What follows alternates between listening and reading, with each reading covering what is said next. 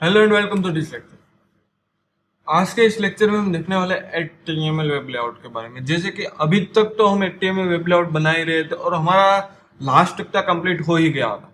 जैसे कि हमने लास्ट लेक्चर में देखा था कि किस तरह से हमें कॉन्टेक्ट पेज बनाना, हमें कॉन्टेक्ट फॉर्म बनाना है हमारी वेबसाइट के अंदर। कोई भी यूजर आता है, उसको हमारे साथ कोई भी कनेक्टिविटी करनी है, हमारे साथ कोई भी कनेक्शन रखना है, तो वो हमें कांटेक्ट करने के लिए क्या कर सकता है, उसके लिए हमने एक कांटेक्ट पेज क्रिएट किया था। जैसे कि आप देख सकते हो अपनी स्क्रीन पे, आपको यहाँ पे दिख रहा होगा, ये हमारी वेबसाइट है जो हमने अभी तक क्रिएट की थी। हमारा वेब लेआउट बहुत अच्छी तरीके से बनाया था, जिसे कि हमने अलग अलग एनिमेशन दिए थे। यहाँ पे ऐसे एक हेडर बनाया था, उस हिसाब से हमने 2 आर्टिकल बनाए, एक मेनू बनाया, ये वाला बनाया। और लास्ट लेक्चर के अंदर हमने ये कॉन्टेक्ट फॉर्म, जिससे कि कोई भी यूजर हमें डायरेक्टली कैसे कांटेक्ट कर सके, हमें कैसे बता सके कि उसको क्या चाहिए।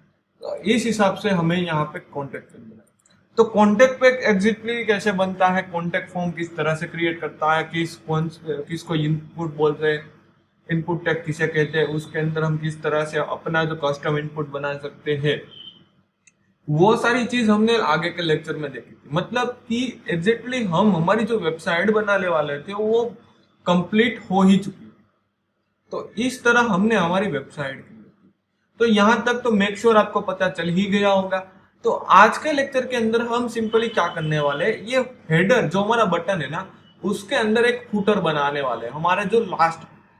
तो फुटर के अंदर सिंपली हम लिख देंगे this is our web layout या कोई भी टेक्स्ट, बट हमें सिंपल फुटर ही बना। तो मेक श्योर आपको अब तो पता चल ही गया होगा कि किस तरह से हम फुटर बना सकते हैं। और मेन रीजन हमारा ये रहेगा आज का लेक्चर कि हम अपना जो वेब लेआउट है वो उसका कोड एक बार फिर से रिवीजन करें। तो सबसे पहले तो मुझे एक फुटर बनाना है, तो इसलिए मैं सबसे पहले क्या करता हूँ, एक फुटर का कोड लिख लेता हूँ। तो आइए स्टार्ट करते हैं आज का लेक्चर। तो आज के लेक्चर के अंदर हम हमारे जो बटन टैग है उसके नीचे हमें एक फुटर चाहिए जो हमारा फुल स्क्रीन के अंदर यहाँ पे दिखना चाहिए। तो हो हम किस तरह, तो हमारे यहाँ पे मैं कोड ओपन कर लेता हूँ। ये हमारी HTML फाइल है और ये हमारी CSS फाइल है जो आप अपनी स्क्रीन पे देख रहे हो। दोनों की साइड हमारी है, इसलिए हम एक साथ ही दोनों फाइल के अंदर काम कर सकते हैं, जिससे कि हमें अपना काम करने के लिए एक बेटर तरीके से काम हो सके और अपना टाइम भी बच सके। तो इसलिए आप अपना VS कोड भी यूज कर सकते हो और उसके अंदर ये फैसिलिटी है कि आप दोनों साइड अपनी दोनों फाइल ओपन करवा सकते हो ध्यान रखें। तो ये किस तरह से करना है तो आपको कंप्लीटली पता चल ही गया होगा।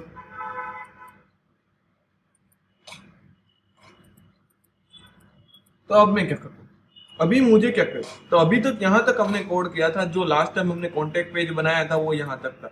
अभी मुझे क्या चाहिए, अपना फुटर चाहिए। तो फुटर वो मैं किस तरीके से क्रिएट, तो फुटर है ना, वो मैं क्या करता हूँ, अपने जो भी डिव टैग है वो उसके बाहर क्रिएट करता हूँ, क्योंकि ये डिव टैग की हमने पहले से साइज फिक्स करके रखी होगी। देखते हैं यहाँ पे, यस, हमने साइज पहले से ही फिक्स करके रखी होंगी 11,000 या 1,100 ये हमने फिक्स करके रखी। तो इसके अंदर हम कुछ भी बनाएंगे तो वो उसकी साइज लेंगे, बट वो हमें कंप्लीटली फुल स्क्रीन के अंदर चाहिए, थोड़ी ना 1,100 साइज के अंदर चाहिए। तो इसलिए मैं उसको डिव टैग के बाहर ही रख देता हूँ। तो एक दूसरा डिव टैग क्रिएट कर लो, जैसे कि यहाँ पे मैं लिख देता हूँ डिव। अभी ये डिव टैग क्रिएट हो चुका है कंप्लीटली। अब इसके अंदर मैं क्या करता हूँ, सिंपली एक H2 टैग ले लेता हूँ या फिर पैराग्राफ टैग ले लेता हूँ। उसके अंदर मैं करता हूँ कोई अपना पैराग्राफ क्रिएट। ओके, ये हमने इसके अंदर लिख देंगे simply our website is complete. जैसे कि आपको अपना, तो यहाँ पे फुटर के अंदर मैंने कहा वैसे ही कि आपको तो फुटर के अंदर मेनली वेबसाइट में क्या होता है कि जो भी कंपनी के अलोकेट कोई भी जो भी इंफॉर्मेशन हो रही है, सारी की सारी इंफॉर्मेशन फुटर के अंदर रखनी होती है। मतलब कि उसका ईमेल आईडी क्या है, उसका फेसबुक, गूगल, व्हाट्सएप सबकी मतलब कि उसका अकाउंट कहाँ पे, उसकी आईडी वहां पे मेंशन होती है उस हिसाब से, और उसका एड्रेस मेंशन होता है, किस किस प्रकार की वर्कआउट करती है, किस किस प्रकार की उसकी फ्रेंचाइजी है, वो सारी की सारी। मतलब कि कोई भी अपनी कंपनी या कोई भी बिजनेस रिलेटेड आप जो भी वेबसाइट बनाते हो, उस बिजनेस की सारी जो अदर इंफॉर्मेशन होती है, जैसे कि उसका सोशल अकाउंट्स वगैरह वगैरह, और उसके साथ साथ उसके कांटेक्ट करने के तरीके या उसकी जो भी एड्रेस होती है, वो एड्रेस कहाँ पे है, वो एग्जैक्टली वो सारी की सारी चीज फुटर में मेंशन होती है। तो मैं यहाँ पे सिंपली क्या करता हूँ, फुटर के अंदर कंप्लीटली मैंने यहाँ पे ऐसा लिया आवर वेबसाइट इज कंप्लीट, मुझे इतना ही चाहिए। तो यहाँ से मैं सेव करता हूँ और रन करवाता हूँ, देखता हूँ मेरा आउटपुट अभी मुझे मिल रहा है कि नहीं। तो यहाँ पे मुझे मेरा आउटपुट यहाँ पे मिला, बट मुझे यहाँ पे थोड़ी ना चाहिए, मुझे कहाँ पे चाहिए, मुझे ये बटन के नीचे चाहिए। बट बिकॉज यहाँ पे अभी तक हमने बटन को फ्लोट दिया गया है, इसलिए यहाँ पे भी फ्लोट ले रहा है, तो यहाँ पे साइड में ही रख रहा है। तो यहाँ तक हमारा कंप्लीट तो हो चुका है, बट ये हमें फुटर के नीचे चाहिए। तो हमें यहाँ पे जो बटन दिया था, बटन की हमने जो यहाँ पे प्रॉपर्टी दी थी वो फ्लोट दी थी, यहाँ पे देखते हो फ्लोट लेफ्ट, तो फ्लोट दी थी, तो जो भी टेक्स्ट होगा उसके साइड में ही आएगा। तो हमें कंप्लीटली क्या करना पड़ेगा, पहले तो मैं जो अपना डिव है ना या फुटर है उसको कलर देने की कोशिश करूँ, कि मैं पहले देखता हूँ कि हमारा डिव कितने साइज के अंदर आ रहा है या आ रहा है कि नहीं आ रहा है। तो मैं क्या करता हूँ, यहाँ पे स्टाइल प्रॉपर्टी ले लेता हूँ, स्टाइल के अंदर मैं यहाँ पे दे देता हूँ बैकग्राउंड, बैकग्राउंड कलर के अंदर मैं ग्रे देने की ट्राई करता हूँ, या फिर एक दूसरा कोई भी कलर ले लेता हूँ। ओके, तो यहाँ पे मैं अपना कलर दे देता हूँ एग्जैक्टली मैं यहाँ पे ग्रे टाइप का कलर देने वाला हूँ, या फिर एक ब्राउन टाइप्स का। तो मैं यहाँ पे लिखता हूँ पहले तो यहाँ पे मुझे सजेशन पे कौन सा ये वाला कलर अच्छा रहेगा, या फिर ये वाला मैं कलर है आई वॉन्ट, सेव करता हूँ, यहाँ पर रन करने की कोशिश करता हूँ। ओके, मेरा कलर तो है कंप्लीटली आ चुका है, बट इसकी अभी विड्थ नहीं आई है। सॉरी, हाइट तो विड्थ तो आ गई है, बट हाइट अभी नहीं आई। तो मुझे हाइट चाहिए, वो मैं हाइट यहाँ पे डिफाइन करता हूँ।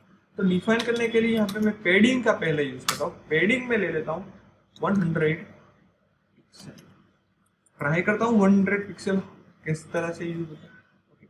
अभी यहाँ पे आ चुका है कंप्लीटली, बट अभी ये जो है वो क्या होता है कि हमारा फुटर के ऊपर अभी हमें क्या दिख रहा है, मैसेज बटन दिख रहा है, तो वो हमें ऊपर नहीं चाहिए नहीं।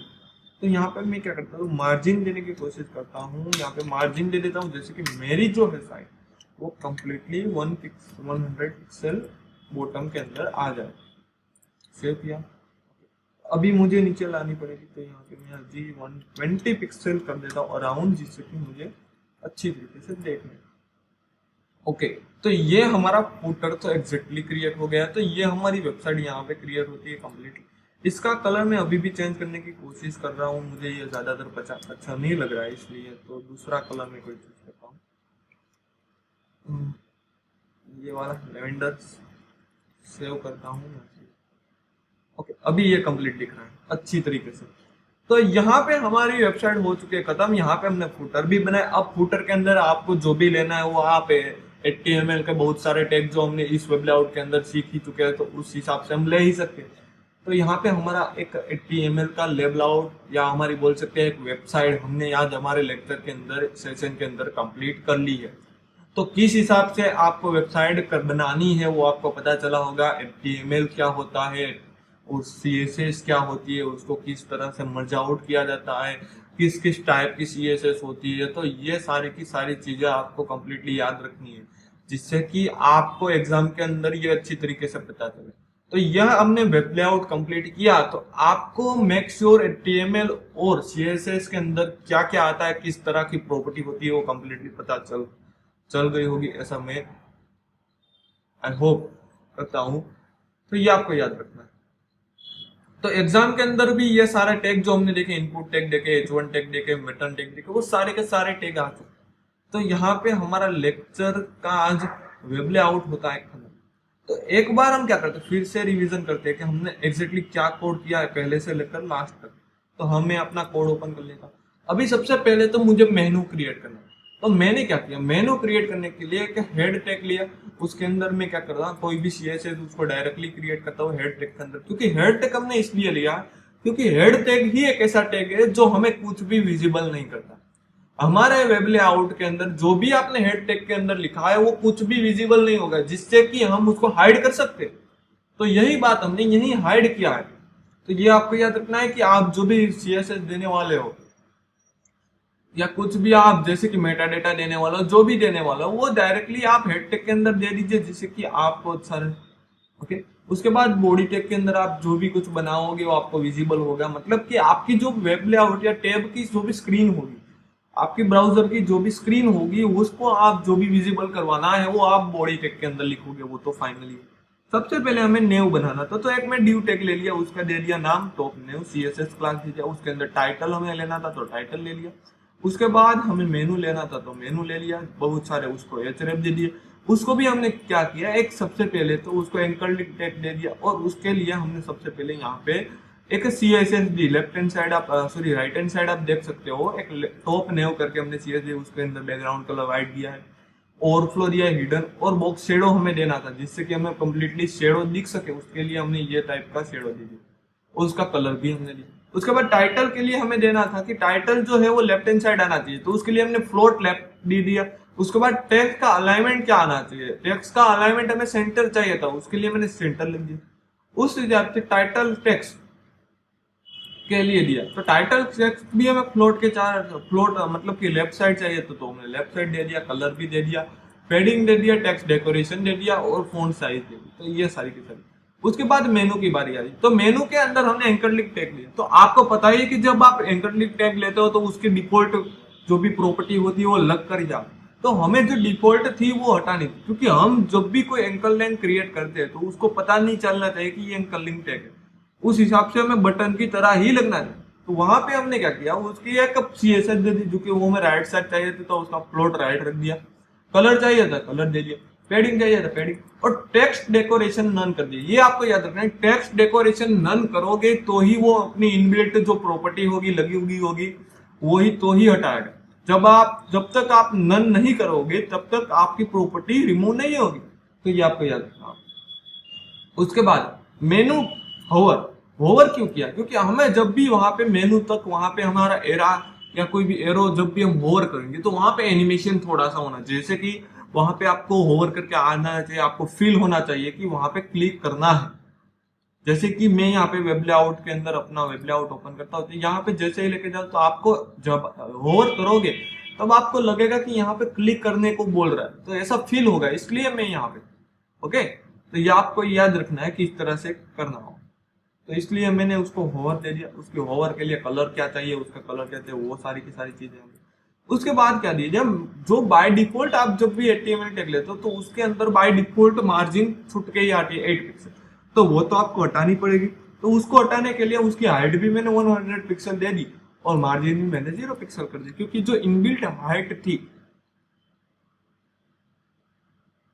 या फिर हमारी जो भी इनबिल्ट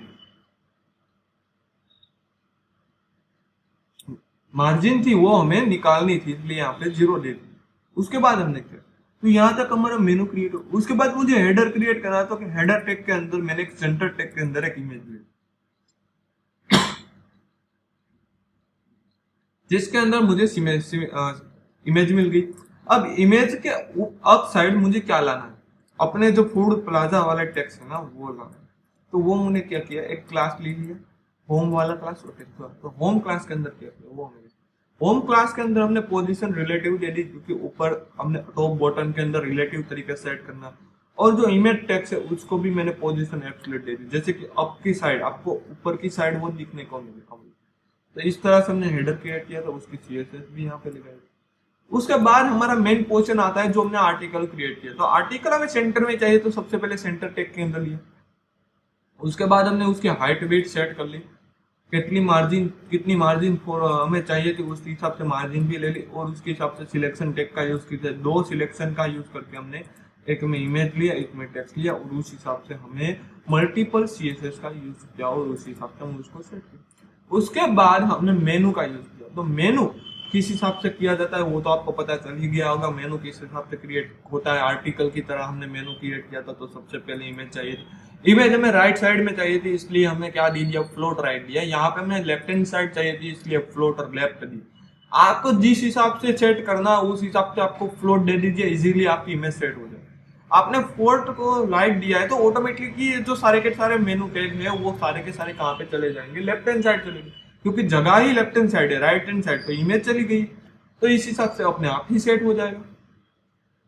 उसके बाद CD, उसके बाद कॉन्टेक्ट पेज हमने कल क्रिएट किया था। तो कॉन्टेक्ट के अंदर हमने मल्टीपल कॉन्टेक्ट के लिए पैराग्राफ लिए थे, उसके बाद मल्टीपल इनपुट टैग लिए थे। उसको हमें बढ़िया सा बनाना था, बढ़िया सा हमने एक कस्टम तरीके से हमारा डेकोरेशन करना था। तो इसके लिए हमने सबसे पहले तो बॉर्डर रिमूव कर दी थी इनपुट टैग के अंदर। हम यहाँ पे देखते हैं इनपुट टैग यहाँ पे दिए हुए, यहाँ पे सबसे पहले तो हमने बॉर्डर रिमूव कर दी थी, उसके साथ बॉटम साइड ही बॉर्डर चाहिए तो हमने बॉटम साइड की बॉर्डर दी, तो ये हमने किया। उसके बाद सबमिट का बटन क्लिक, और उसके बाद हमने आज क्या किया, एक फुटर क्रिएट किया, तो वो तो आपको पता चला। तो यहाँ तक का हमारा कंप्लीटली वेब लेआउट क्रिएट हुआ है। तो यहाँ पे हमने टोटली 109 लाइन का कोडिंग किया, और CSS के अंदर देखने चाहे तो 144 लाइन का क्रिएट किया है। तो ये हमारा कंप्लीटली वेब लेआउट कंप्लीट हो चुका होगा। आपको यहाँ तक मुझे लगता है कि कंप्लीटली पता चल ही गया होगा। तो आज का लेक्चर हमारा इतना ही रहेगा। आगे के लेक्चर में हम कोई न्यू टॉपिक पे ऊपर वर्कआउट करेंगे, तो वो हमें आगे के सेशन के फ्यूचर सेशन के अंदर ही आपको पता चल जाएगा। तो यहाँ तक हमारा लेक्चर होता है खत्म। यहाँ पे हमारा वेब लेआउट भी खत्म होता है। तो यहाँ पे आपकी स्क्रीन पे आपको असाइनमेंट दिख रहा है। ये दोनों आंसर आपको जब भी लेक्चर खत्म हुए तब आपको फिलअप करके कंप्लीटली अटेंडेंस करवा लेनी है। तो यहाँ तक हमारा लेक्चर होता है खत्म। फ्यूचर सेशन के अंदर हम न्यू टॉपिक देखने वाले हैं, तो यहाँ पे होता है। Okay, thank you.